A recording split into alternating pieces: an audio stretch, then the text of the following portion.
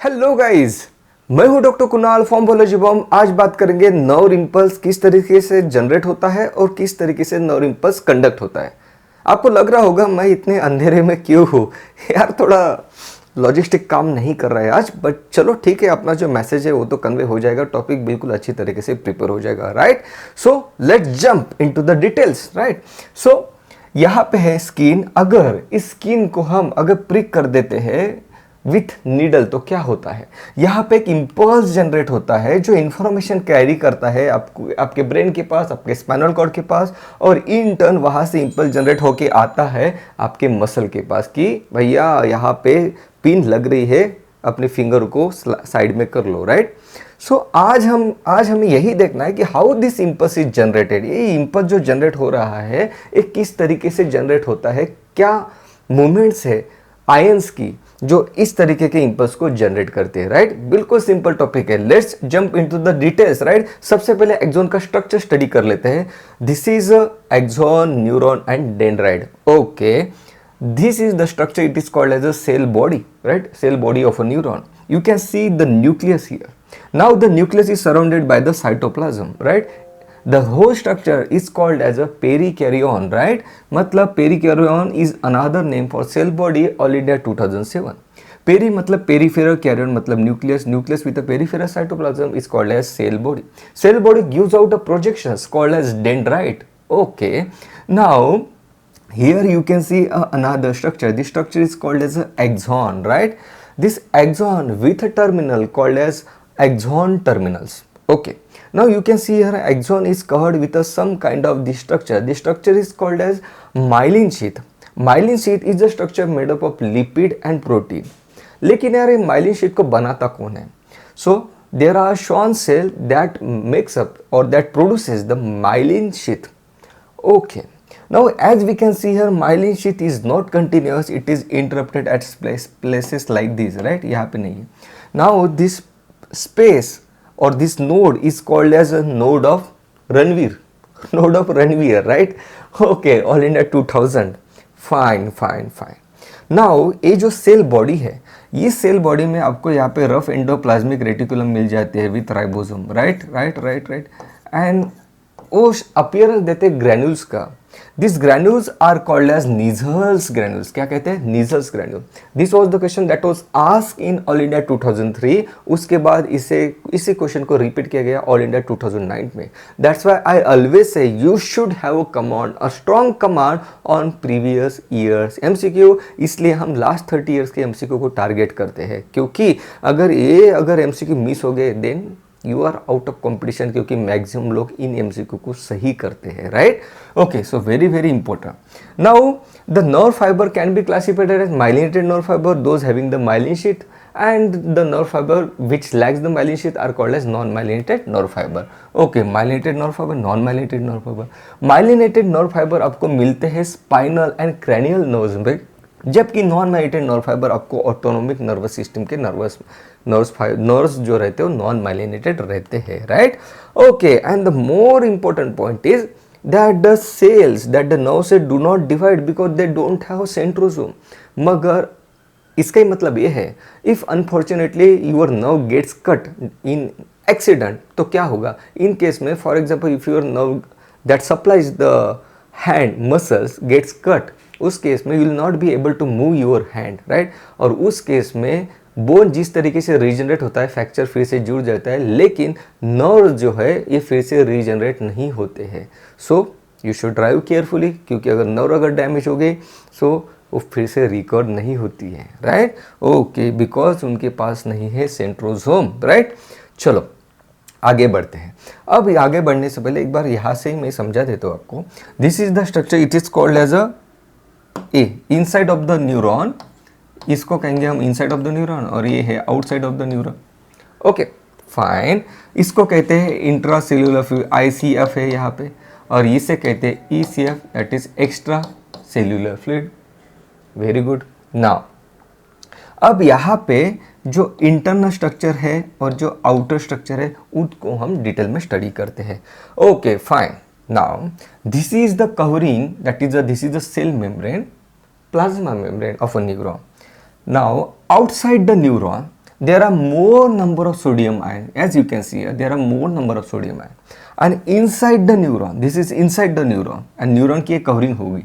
So this is the inside the neuron. Inside the neuron, there are more number of potassium ion. Okay. Now, अब यहाँ पे question आता है, why there are more number of sodium ion on the outside and more number of potassium ion on the inside? The reason is यहाँ पे है sodium potassium pump which pumps the 3 sodium outside and 2 potassium inside with the help of ATP.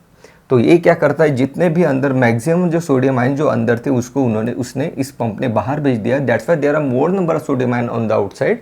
और जो बाहर side में जो potassium ion थे उसमें से मैक्सिमम पोटेशियम आयन को इसने अंदर भेज दिया. That's why there are more number of potassium ion inside. Okay, now the another reason why there are more number of sodium ion outside, the reason is यहाँ पे एक पोटेशियम आयन पंप है which keeps on pumping the potassium from outside to inside the cell. So this is also the reason why there are more number of potassium ion inside the cell. Very good. तो ये चीज़ हमारी clear होगी, why there are more number of sodium on the outside and more number of potassium on the inside. Now as you can see here we have a negative charge, here we have a positive charge. अब ये क्यों हुआ? This is happened because inside the neuron there are a protein, a negatively charged protein. हमें पता ही है amino acids negatively charge रहते हैं, positively charge रहते हैं. These are the protein made up of negatively charged amino acids which gives the negative charge to the inner side of a membrane. Okay.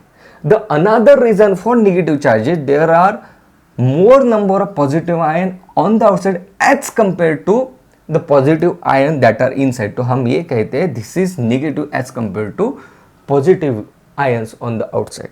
Okay, fine. Now ये भी अब हमें पता चल गया कि नेगेटिव क्यों है, ये पॉजिटिव क्यों है, राइट? ओके, नाउ आप देख रहे हो यहाँ पे ये पॉजिटिव है, ये नेगेटिव है, मतलब हम कह सकते हैं these are the two poles of a neuron, right? एक पॉजिटिव पोल हो गया, एक नेगेटिव पोल हो गया. That's why at a resting phase, at a resting state, the neuron is called as a polarised neuron. हम क्या कहते हैं इसे हम कहते हैं polarised neuron which is at a resting state, right? क्योंकि एक पोल पॉजिटिव हो गया, एक पोल नेगेटिव हो गया. Now this positivity and negativity is generates a potential. इसके पास एक potential, that potential is of -70 milli volt.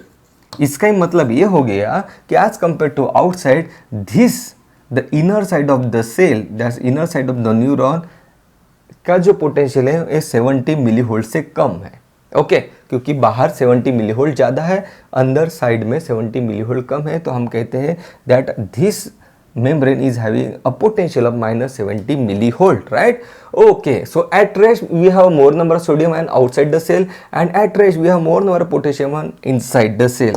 Okay, another point that we have seen कि potassium ion inside में क्यों ज़्यादा है, because this membrane is comparatively more permeable to potassium ion because of the potassium pump. Okay, so this membrane is comparatively more permeable to potassium ion and nearly impermeable to sodium ion. यहाँ पे कोई ऐसा pump नहीं है जो sodium को inside में pump कर सके. दैट्स वाई सोडियम जो है बाहर में ही ज़्यादा रहता है. एक क्वेश्चन पूछा था ऑल इंडिया 2011 में, राइट? अब इस इंफॉर्मेशन के साथ हम आगे बढ़ सकते हैं, राइट? अब बिल्कुल सिंपल, अब कुछ बचा ही नहीं.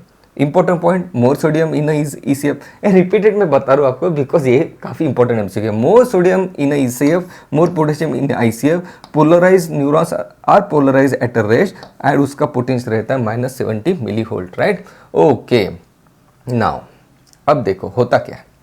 अब यहाँ पे है voltage gated sodium pump, right? जब यहाँ पे हम नीडल को प्रिक कर देते हैं तो न्यूरॉन की प्रॉपर्टी है, वो प्रॉपर्टी एक्साइटेबिलिटी, मतलब न्यूरॉन क्या है, एक्साइट हो जाता है अगर हम उसको अगर स्टिमुलेट करते हो. तो स्टिमुलेट आप क्या करोगे, उसको प्रिक करोगे, वहाँ पे कोई ठंडी चीज़ रख दोगे, कोई गर्म चीज़ रख दोगे. These are all stimulus, right?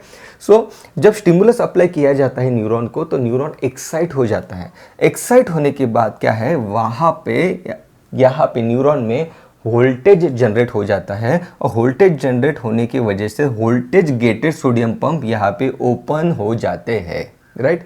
जैसे ही ये पंप ओपन हो जाएगा, there are more sodium ion outside the cell, so sodium ion will move from higher concentration gradient to lower concentration gradient like this. Okay, clear है? Right, कुछ नहीं हुआ, जैसे ही स्टिमुलस आया, स्टिमुलस ने वोल्टेज जनरेट किया, because of the voltage generation the sodium voltage gated sodium ion pump gates open up, और that's why the sodium ion moves from outside to inside the cell.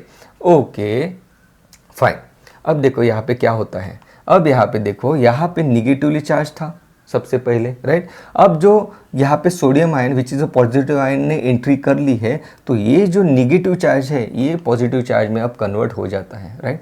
और outside में पहले positive charge था because of the sodium ion, और sodium ion तो inner side में enter कर लिए, तो ये जो पॉजिटिव है ये बन जाएगा निगेटिव, राइट। और हम इसे ही कहेंगे that the neuron is now in a depolarise state. Depolarise हो गया मतलब पहले पोलराइज था, उसका अब अपोजिट हो गया, तो डीपोलराइज हो गया है।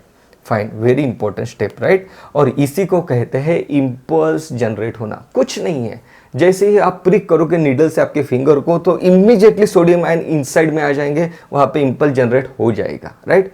अब क्या होता है, अब यहाँ पे जनरेट होने के बाद इम्पल्स, मतलब यहाँ पे पॉजिटिव चार्ज आने के बाद इनसाइड में देखो यहाँ पे क्या होता है, अब यहाँ भी तो वोल्टेज गेटेड सोडियम पंप है, यहाँ भी तो है, राइट। तो यहाँ पे भी फिर से सोडियम आयन आउटसाइड से इनसाइड आ जाएंगे और यहाँ पे इम्पल्स जनरेट हो जाएगा, राइट। और फिर से देखो, फिर से क्या होगा, अब यहाँ भी तो वोल्टेज गेटेड सोडियम पंप है, यहाँ भी voltage gated sodium pump open हो जाएंगे, सोडियम आयन इनसाइड आ जाएंगे, यहाँ भी इम्पल्स जनरेट हो जाएगा, और इस तरीके से इम्पल्स जो है कैरी फॉरवर्ड किया जाएगा ब्रेन तक, राइट। ब्रेन तक एक चीज बताई जाएगी कि भैया उस एंड में कुछ हुआ है, right. Fine, very very important, right. और impulse is moving forward. Clear है, क्लियर है, राइट। अब अगर मैं कहूँ कि -70 मिली वोल्ट यहाँ पे रेस्टिंग मेम्ब्रेन पोटेंशियल था, जो मतलब जो न्यूरॉन रेस्ट में था, अगर उसके बाद -70 मिली वोल्ट है, अगर नहीं है ही, राइट, और हमने क्या किया, उससे नीडल प्रिक कर दी, तो सोडियम आयन की एंट्री हुई, और ये जो है inner side of the membrane ये अब बन गई पॉजिटिव, राइट। पहले तो निगेटिव थी, अब बन गई पॉजिटिव, ये पॉजिटिव हो जाती है अराउंड 30 मिली वोल्ट तक, राइट। और इसे कहते हैं इम्पल्स जनरेट होना, right, because of the inward movement of sodium ion. Very very important, right. So graph इस तरीके से बनेगा अगर आप देखोगे तो। फाइन, अब क्या होता है, अब क्या होता है देखो, अब देखो कि अगर इस स्टेट में अगर मैंने फिर से नया नीडल को प्रिक कर दिया, तो क्या होगा, इम्पल्स जनरेट होगा क्या? इम्पल्स जनरेट नहीं होगा। क्यों नहीं होगा? क्योंकि सोडियम आयन जो है ऑलरेडी इनसाइड है। इम्पल्स कब जनरेट होता है? जब सोडियम आयन की एंट्री होती है तो, राइट। मतलब हमें क्या करना पड़ेगा कि भैया ये नहीं होना चाहिए कि एक नीडल का सेंसर आपने भेज दिया, फिर से नीडल लग रही है, पता ही नहीं चल रहा है आपको, राइट। सो दैट्स वाई हमें क्या करना पड़ेगा, ये जो यहाँ पे पोटेंशियल प्लस 30 मिली वोल्ट हो गया है अब because of the inward movement of sodium ion, इसको फिर से यहाँ पे लाना पड़ेगा -70 मिली वोल्ट पे, तब जाके ही इम्पल्स कंडक्ट होगा, राइट। तो यहाँ पे लाने के लिए अब क्या होता है देखो, अब यहाँ पे लाने के लिए क्या करता है न्यूरॉन, यहाँ पे न्यूरॉन के पास है वोल्टेज गेटेड पोटेशियम पंप। इसके पहले हमने बात की वोल्टेज गेटेड सोडियम पंप की, अब बात करें voltage gated potassium pump. Voltage का मतलब है एक ऐसा पंप जो वोल्टेज के अकॉर्डिंगली काम करता है, ओके। सो यहाँ पे है voltage gated potassium pump, okay. Now अब यहाँ पे voltage gated potassium pump open हो जाता है और पोटेशियम आयन यहाँ से मूव कर जाते हैं आउटसाइड में, क्योंकि because there are more number of potassium ion inside the cell, so higher to lower potassium ion move करते हैं। और इसलिए क्या होगा, यहाँ से पॉजिटिव चार्ज कम हो जाएगा, क्योंकि यहाँ पे तो पॉजिटिव आयन्स थे ना पोटेशियम, अब वो बाहर चले गए तो पॉजिटिव चार्ज कम हो जाएगा, तो अब यहाँ पे आ जाएगा निगेटिव चार्ज। फिर से देखो क्या हो रहा है, यहाँ पे पॉजिटिव है, राइट। अब यहाँ से पॉजिटिव आयंस को हम कम कर रहे हैं, बाहर भेज रहे हैं, तब अब यहाँ पे फिर निगेटिव चार्ज आ जाएगा, राइट। मतलब क्या हुआ, मतलब हमने यहाँ पे पोटेशियम आयन को बाहर भेजना शुरू किया और ये क्या किया इसने, यहाँ पे निगेटिव चार्ज आ गया, मतलब यहाँ पे पोटेंशियल कम हो गया। ये इतना ज़्यादा कम हो गया कि जो नॉर्मल -70 मिली वोल्ट था उससे भी ज़्यादा कम हो गया, क्योंकि बिकॉज द पोटेशियम पंप ये इसने टाइम पे क्लोज हो जाना चाहिए था, वो क्लोज नहीं हुआ और काफ़ी सारे पोटेशियम आयन हमने बाहर भेज दिए, right. So very very important, हम इसे कहते हैं कि जो न्यूरॉन है ये क्या हुआ, पोलराइज तो हो गया, पहले भी यहाँ पे निगेटिव चार्ज ही था इनिशियल में, लेकिन हम कहते हैं ये हाइपर पोलराइज हो गया, right. So important MCQ, hyperpolarisation of the neuron is because of the potassium ion pump remains open for a longer duration of time. यहाँ पे उसने क्लोज हो जाना चाहिए था लेकिन वो क्लोज नहीं हुआ, वो ओपन ही रहा। मैक्सिमम पोटेशियम आयन यहाँ से बाहर चले गए और यहाँ पे अब नेगेटिव चार्ज आ गया है, राइट। तो अब तो हमें यहाँ पे यहाँ तक लाना पड़ेगा, इसका जो पोटेंशियल है न्यूरॉन का उसे +70 मिली वोल्ट -70 मिली वोल्ट तक लाना पड़ेगा, राइट। मतलब हमें क्या करना पड़ेगा, ये जो हमने उल्टा कर दिया ना सब, देखो हमने क्या किया, हमने सोडियम आयन हमें बाहर साइड में ज़्यादा चाहिए, हमने इनसाइड में ला लिए। So neuron try to correct this, right. और अब हम क्या कर सकेंगे कि जो सोडियम आयन है बाहर चले जाए। Neuron, how the neuron can correct this situation. तो न्यूरॉन के पास यहाँ पे है sodium potassium pump which works with the help of ATP. यहाँ पे एटीपी के साथ ही सोडियम पोटेशियम पंप काम करता है और एटीपी लेने के बाद सोडियम पोटेशियम पंप ओपन हो जाता है। Sodium potassium pumps the 3 sodium ion outside the cell and in return 2 potassium ion inside the cell, right. और यहाँ पे भी 3 sodium ion outside the cell जाएंगे और 2 potassium ion inside the cell move हो जाएंगे, राइट। और अब हमें मिल जाएगा हमारा initial state, more sodium on the outside and more potassium on the inside, right. बिल्कुल सिंपल है, वेरी वेरी सिंपल, राइट। और अब हमारा आ जाएगा पोलराइज न्यूरॉन, इसको हम कहते हैं रीपोलराइज न्यूरॉन, जो फिर से हमारा पोलराइज हो गया जो इनिशियल स्टेट में था। अब अगर आप यहाँ पे नीडल लगा दोगे तो फिर से आपका इम्पल्स जनरेट हो जाएगा, राइट। ओके, मतलब क्या किया हमने, ये देखो यहाँ पे सोडियम पोटेशियम की पंप की विद द हेल्प ऑफ हमने पोटेंशियल जो है फिर से -70 मिली वोल्ट पे ला लिया है, राइट। ओके, एक बार क्विकली रिवाइज कर ले कि हमने अब तक क्या क्या देखा है। सोडियम आयन ज़्यादा है आउटसाइड में, पोटेशियम आयन इनसाइड में ज़्यादा है, राइट, ये हमने देखा। उसके बाद हमने देखा कि -70 मिली वोल्ट रहता है पोटेंशियल। उसके बाद हमने देखा आउटसाइड में पॉजिटिव, इनसाइड में निगेटिव है, राइट, इनसाइड में निगेटिव है। इससे ही हमें लेना देना है कि यहाँ पे क्या हो रहा है, राइट। जैसे ही मैं यहाँ पे नीडल दे देता हूँ तो voltage gated potassium pump open हो जाता है। जो सोडियम है ये इनसाइड में एंट्री करता है, हायर टू लोअर कॉन्सेंट्रेशन। यहाँ पे था सबसे पहले, यहाँ पे निगेटिव चार्ज था, अब वो पॉजिटिव में चेंज हो जाता है because of the inward movement of the positive ion, okay. और हम इसे ही कहते हैं न्यूरॉन डीपोलराइज हो गया, मतलब यहाँ पे निगेटिव था वो अब पॉजिटिव हो गया, मतलब डीपोलराइज उल्टा हो गया, राइट। और इसे ही हम कहते हैं इम्पल्स का जनरेट होना, राइट। ये देखो अब इम्पल्स जनरेट हो रहा है बिकॉज सोडियम आयन अंदर आ चुके हैं, राइट। और इसी तरीके से यहाँ पे भी वोल्टेज गेटेड सोडियम पंप है जो एक्टिवेट हो जाएंगे और फिर से सोडियम आयन यहाँ इस रीजन में भी इनवर्ड एंट्री हो जाएगी। हम कहेंगे कि अब इम्पल्स ने यहाँ पे ट्रैवल कर लिया है।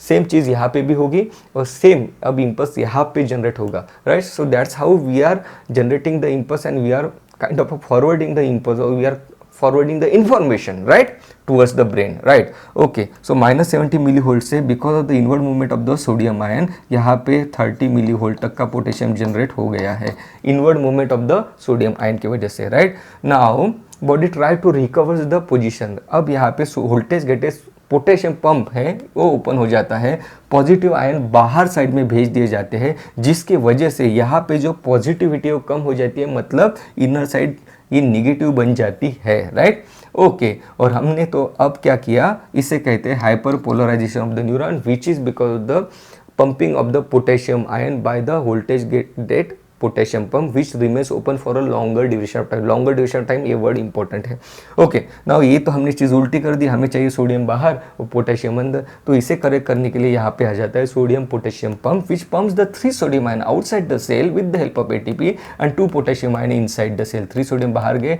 2 पोटेशियम ने अंदर एंट्री ले ली है, राइट। ओके फाइन, अब देखो आगे, इसे हम कहेंगे रिपोलराइज हो गए हैं न्यूरॉन, राइट, क्लियर है। ओके, सो ये है resting membrane potential, okay fine. अब यहाँ पे एक चीज़ इंपॉर्टेंट ये है कि जैसे हमने नीडल लगाई तो यहाँ पे वोल्टेज जनरेट होना चाहिए -55 मिली वोल्ट का, तब जाके ही voltage gated sodium ion pump open होते हैं, नहीं तो नहीं होते हैं।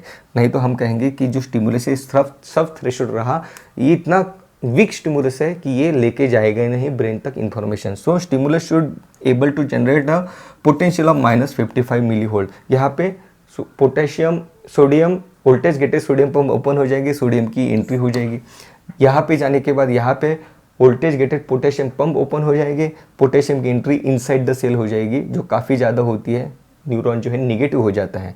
यहाँ पे सोडियम पोटेशियम पंप एक्टिवेट हो जाता है, सोडियम आयन को बाहर भेज दिया जाता है और फिर से न्यूरॉन का जो है पोटेंशियल बढ़ जाएगा, -70 मिली वोल्ट पे आ जाएगा, right. Now see how the impulse is carried forward, right. ये देखो यहाँ पे एक्शन पोटेंशियल जनरेट हो रहा, सोडियम आयन पंप की सोडियम आयन की एंट्री इनसाइड द न्यूरॉन हो गई और जो है इम्पल्स जो है आगे आगे आगे जा रहा है। सिंपल है ना। देखो फिर से देखो, यहाँ पे इम्पल्स जनरेट हुआ, मतलब क्या हुआ, यहाँ पे सोडियम आयन की एंट्री अंदर हो गई तो यहाँ पे इम्पल्स जनरेट हो गया। उसके बाद यहाँ पे सोडियम आयन पंप एक्टिवेट हो गए, यहाँ पे सोडियम की एंट्री इनसाइड हो गई तो यहाँ पे इम्पल्स जनरेट हो गया। फिर इसने ही आगे जो सोडियम आयन पंप है उसको एक्टिवेट कर दिया तो यहाँ पे सोडियम की एंट्री हो गई। So this is how the impulse is carried forward. फिर से देख लो एक बार, right. Okay fine. Now what is all or none phenomena, what is weak stimulus and strong stimulus. There is nothing like weak stimulus और strong stimulus, right. अगर मैंने यहाँ पे नीडल लगा दी तो पोटेंशियल जनरेट होगा +30 मिली वोल्ट का, right. अगर मैंने यहाँ पे फिंगर भी कट कर ली, फिर भी ये नहीं है फिंगर कट कर ली मतलब ज़्यादा पेनफुल स्टिमुलस है तो ये +30 मिली वोल्ट को छोड़ के 50 तक जाएगा, 100 तक जाएगा, ये नहीं होता है, राइट। हमेशा जो पोटेंशियल मिलेगा आपको उसी रेंज का मिलेगा। तो हमारे ब्रेन को किस तरीके से पता चलेगा that this is a painful stimulus, जो फ्रीक्वेंसी है यहाँ पे जो फ्रीक्वेंसी है ये वो बढ़ जाएगी। जिस तरीके से फ्रीक्वेंटली इसकी जो फ्रीक्वेंसी है कि कितने नंबर ऑफ पोटेंशियल फायर हो रहे हैं वो बढ़ जाएंगे, जितने ज़्यादा फायर हो गए तो हम कहेंगे उतना वो पेनफुल स्टिमुलस है, right. This is called as a all or none phenomena. All or none मतलब मिलेगा तो कंप्लीट मिलेगा, नहीं तो मिलेगा ही नहीं। मिलेगा तो कंप्लीट 30 मिली वोल्ट का मिलेगा, 30 to 45 मिली वोल्ट भी दिया है किसी बुक्स में, तो हम मान के चलते हैं +30 milli volt, right. +30 milli volt का पोटेंशियल आपको मिलेगा तो, नहीं तो आपको मिलेगा ही नहीं। This is called as all or none phenomena. There is nothing like weak stimulus or strong stimulus. And this is how the impulse is conducted in the neuron, right? Now, what is refractory period? हमने क्या देखा था इसके बारे में आपने पढ़ भी लिया है, राइट। हमने क्या देखा था, यहाँ पे सोडियम आयन पंप ओपन हो जाते हैं, सोडियम आयन की एंट्री इनसाइड हो जाती है। अगर मैंने यहाँ पे बीच में ही सेकंड स्टिमुलस दे दिया तो वो कैरी नहीं होगा क्योंकि already sodium ion inside the neuron present है। इसे कहते हैं रिफ्रैक्टरी पीरियड। रिफ्रैक्टरी पीरियड मतलब रिफ्रैक्शन में अब न्यूरॉन आ चुका है, अब वो सेकंड स्टिमुलस तब तक कैरी नहीं करेगा जब तक हम उस न्यूरॉन को फिर से पोलराइज नहीं कर देंगे तब तक, right. So this is called as a refractory period. Okay, clear है, फाइन। और यहाँ पे देखो एक इंपॉर्टेंट चीज़, हमने क्या कहा था, जो इम्पल्स है ये जंप करता है node of Ranvier to node of Ranvier, right. अब ये क्यों होता है, ये इसलिए जंप करता है क्योंकि इसके पास यहाँ पे पोटेशियम आयन पंप है, मतलब सभी pump, not the potassium pump. यहाँ पे पंप है, यहाँ पे पंप है ही नहीं, नेक्स्ट पंप डायरेक्टली यहाँ पे। तो जब ये एक्टिवेट होगा इसके बाद डायरेक्टली ये एक्टिवेट होगा, ये एक्टिवेट होने के बाद इसके बाद डायरेक्टली ये एक्टिवेट होगा। So that's how the impulse jump between the node of Ranvier, right. Another important point, impulse हमेशा डेंड्राइट टू एक्सॉन ही कैरी किया जाएगा, वन वे ही है, उधर से नहीं आएगा, इधर से ही जाएगा, राइट। उसके बाद another important point, myelin sheath का काम क्या है, why this neuron is having a myelin sheath, क्योंकि यहाँ पे अनदर न्यूरॉन भी तो है, एक ही न्यूरॉन थोड़ी है बॉडी में, देयर इज कॉम्प्लेक्स स्ट्रक्चर है, राइट। तो पता चला ये जो न्यूरॉन है यहाँ से जा रहा है इम्पल्स लेके, उसका इम्पल्स इसने ले लिया, राइट। तो ये नहीं होना चाहिए, इसलिए इंसुलेशन प्रोवाइड किया गया है माइलिन शीथ ने, राइट। माइलिन शीथ इंसुलेट करता है, इसको आइसोलेट करके रखता है हर एक न्यूरॉन को। सो this is very very important. Myelin sheath की वजह से क्या हुआ, इम्पल्स फास्ट ट्रैवल करता है। फास्ट ट्रैवल हमें कहाँ पे चाहिए, स्पाइनल कॉर्ड रिफ्लेक्स के लिए चाहिए। इमीडिएटली नीडल ने फिंगर को प्रिक किया, इमीडिएटली मैंने फिंगर बाजू में ले ली। So that's why myelinated nerve fibre ये आपको स्पाइनल और क्रैनियल नर्व्स में मिलते हैं, वेरी वेरी इंपॉर्टेंट। और इसी जंपिंग जो हम यहाँ पे इम्पल्स कह रहे हैं उसको कहते हैं सल्टेटरी कंडक्शन, जो माइलिनेटेड नर्व फाइबर में मिलते हैं, राइट। नाउ इंपॉर्टेंट पॉइंट, अब यार एक तो ये हो गया, यहाँ से इम्पल्स हमारा जनरेट हो गया, ये लेके जा रहा है ब्रेन तक, राइट। अब ये तो नहीं है कि आपके पास काफ़ी बड़ा न्यूरॉन है जो यहाँ से निकला और डायरेक्टली ब्रेन तक लेके जाएगा, नहीं। There are connections of the neuron, right. मतलब न्यूरॉन कनेक्ट है, एक न्यूरॉन लेके जाएगा, फिर दूसरे के हाथ में देगा, फिर वो तीसरे के हाथ में देगा, like this the impulse is carried to the brain.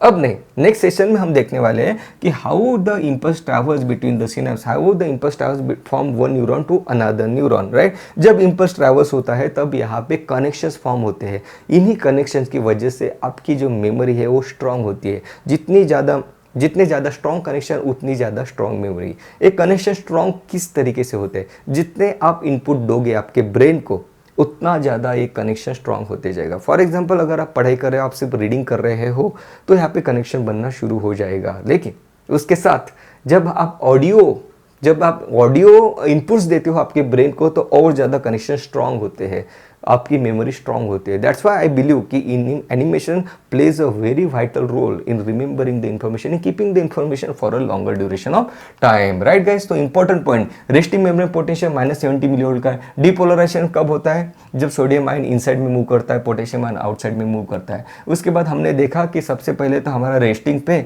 Negative charge था inside the neuron, inside the plasma membrane, और फिर वो पॉजिटिव हो गया, फिर से वो निगेटिव हो गया। इंपॉर्टेंट एमसीक्यू है, राइट। ओके, उसके बाद हमने देखा कि salted conduction that is jumping of the impulse क्या है। उसके बाद हमने देखा ऑल और नन फिनोमेना, एक तो मिलेगा तो +30 मिलीवोल्ट का मिलेगा, नहीं तो मिलेगा ही नहीं, राइट। उसके बाद हमने रिफ्रैक्टरी पीरियड भी देखा। रिफ्रैक्टरी पीरियड में सोडियम आयन जो है इनसाइड द न्यूरॉन प्रेजेंट है, तो अब अगर आप यहाँ पे फिर से नीडल प्रिक कर दोगे तो वो इंपल्स कैरी नहीं किया जाएगा ब्रेन के पास। Will say that the neuron is in refractory period. Neurotransmitter के बारे में बात करेंगे, कनेक्शंस के बारे में बात करेंगे, इनहिबिटरी न्यूरॉन, एक्साइटेटरी ट्रांसमीटर, इन सब के बारे में बात करेंगे अगले सेशन में। That's all for this session. Thank you so much guys.